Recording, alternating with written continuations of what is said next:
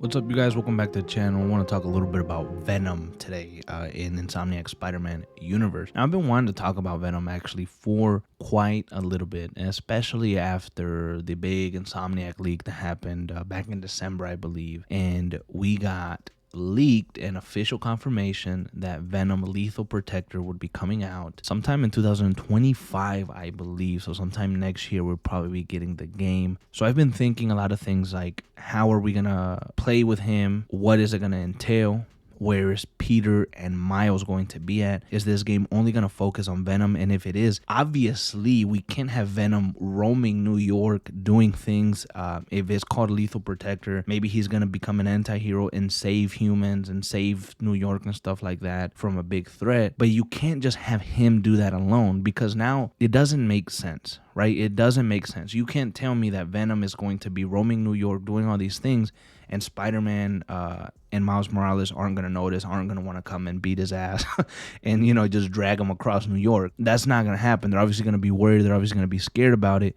And they're going to, interfere with anything that he's doing. But according to the leak that we had back then, we'll review it real quickly. It states that we'll have all new storyline that continues Spider-Man 2 and is going to lead into Spider-Man 3. It actually says here that you'll be able to play with both Venom and the Spider heroes. It talks about Carnage infected New York City boroughs, 8 to 10 hour standalone experience, Golden Path, 12 missions, 3 event bosses. Optional content is going to include more quests, challenges, bases, crimes, and collectibles. So it looks like, from what I'm getting here, is that maybe Carnage is going to be one of the main antagonists or one of the main problems that Venom Lethal Protector is going to face or tackle. So I'm kind of thinking something happens with Carnage. He starts infecting New York, starts getting into people's minds. Spider-Man and Miles Morales start like, okay, we have to figure this out. We have to fix the problem. What are we going to do?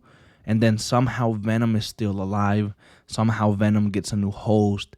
Maybe he approaches Spider-Man and Miles Morales and he's like, hey, you know what? I know I did some crazy stuff. I know I tried to take over New York City. I tried to kill you guys, but I'm actually trying to redeem myself. I'm trying to help you guys out.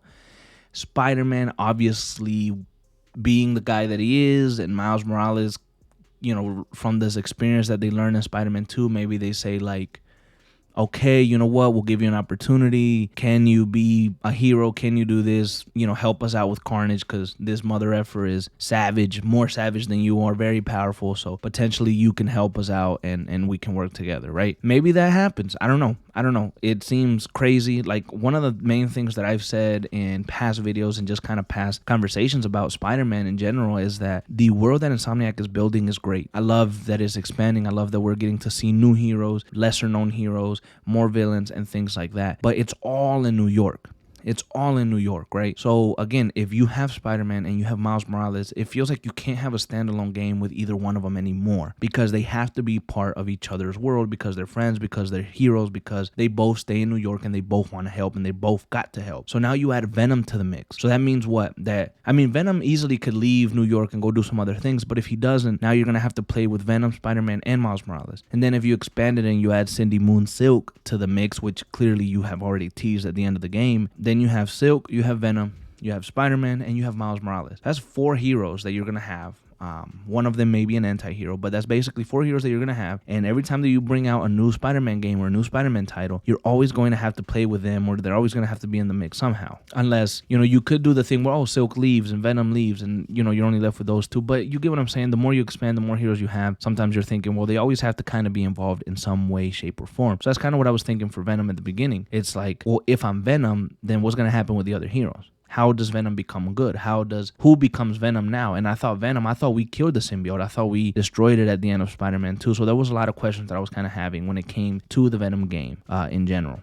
But I am excited overall to see what happens and to play as Venom. A little bit of the glimpse that we got of how it would be to be Venom during the Venom mission that we played and fighting Kraven, it gave us a pretty deep insight into what it's going to feel like, how it's going to move, how it's going to maneuver. Venom feels pretty good this time around in New Game Plus. I was able to go back and replay the missions and really take my time with it. And I think he looks pretty damn savage. He feels very powerful. And that's one of the things that I think is going to maybe have a little bit of getting used to, or maybe it's going to be something that Insomniac is going to have to kind of figure out how to make Venom a little bit weaker, because Venom at his full potential just seems like he tears through everyone. It doesn't matter if it's 3, 4, 5, 6, 7, 8, 10 guys, because he just destroys them, picks them up, and throws them however he wants. It really doesn't even matter if they're a brute. Like, brutes have no... I'm not scared of any types of brutes when I'm Venom, because I'm gonna beat their ass easy. I'm not scared of any enemies with shields, because Venom can just pick their ass up and throw them, you know? So can it be overpowering to be Venom? Potentially, but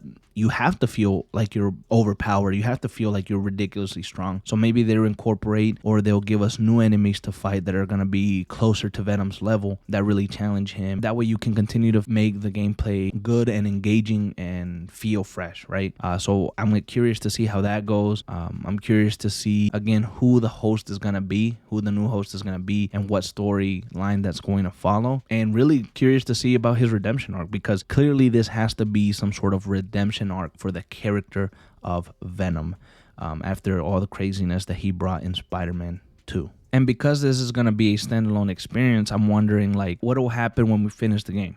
Like, at the end of the game, will you be able to switch between Venom, Spider-Man, and Miles Morales? Are you going to be able to have that option there? Because that'll be pretty crazy. But again, could get a little overwhelming. Now, I know we've done that in previous games with like GTA 5, but who knows? I mean, it could be a little overwhelming, but then again, maybe not. Maybe the more the merrier when it comes to these types of games and things like that. So I just kind of wanted to touch upon the topic of Venom, Lethal Protector a little bit, get some of my opinions out there, and kind of some of the things that I'm thinking for the game and whatnot.